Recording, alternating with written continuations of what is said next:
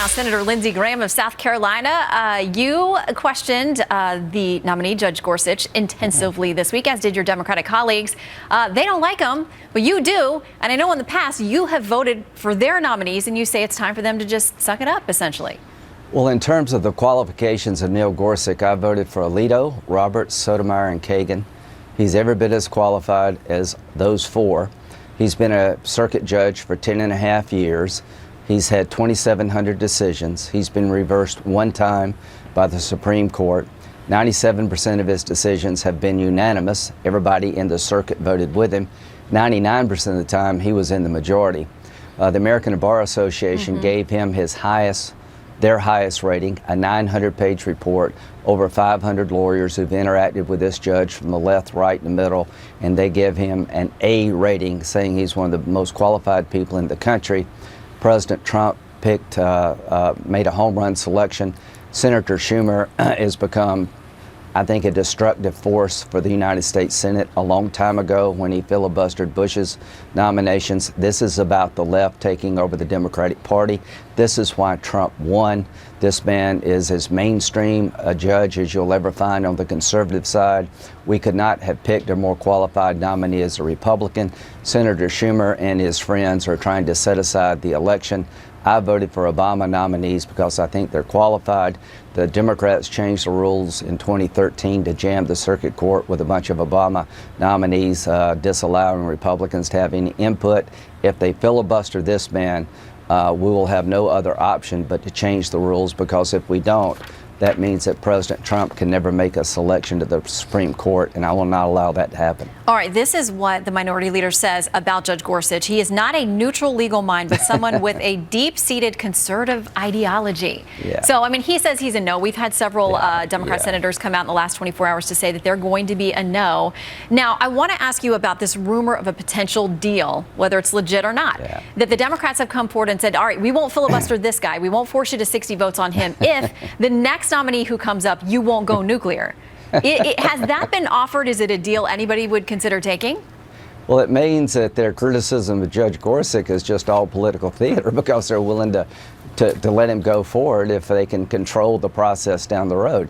What they did in 2013 is take the Republicans out of the game when Obama was president by changing the rules when they had a majority in the Senate and a Democratic president. The Democratic Party, through Senator Schumer and Harry Reid, changed the rules to pack the circuit court. There's never been in the history of the Supreme Court a person denied a floor vote to be on the court who was reported out of the committee in 200 years, except one time when both Democrats and Republicans filibustered Abe Fortas. He withdrew because of ethical problems. So what Senator Schumer's doing is changing 200 years of precedent in the Senate because he cannot stand the pressure of the left.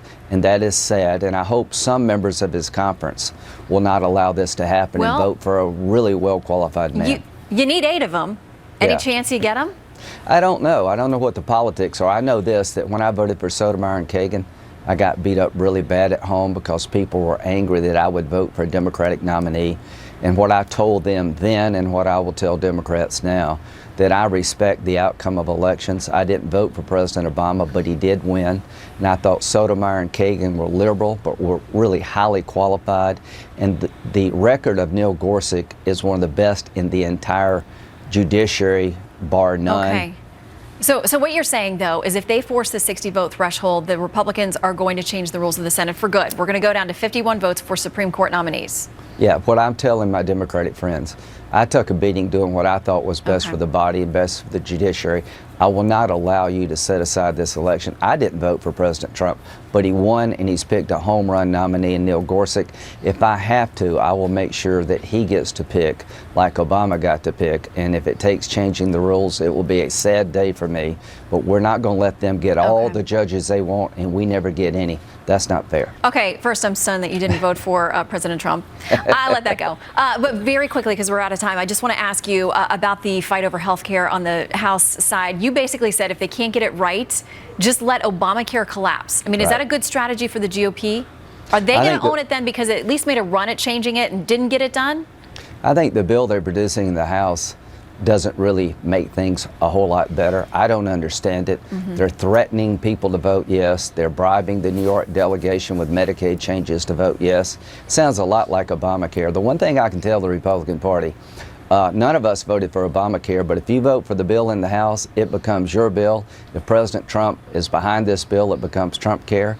And I would rather than replacing Obamacare with a bill that I don't think will help the problem much at all, in some ways make it worse, just let Obamacare collapse, then challenge the Democrats to come in and help us fix the mess they created. It's better for the country. At the end of the day, President Trump's going to be judged by the outcome of the legislation. And what I see in the House, I don't think this legislation is going to move the ball in the right direction. All right, we'll see if it moves at all. Senator right. Graham, good to see you. Have a good Thank weekend. you.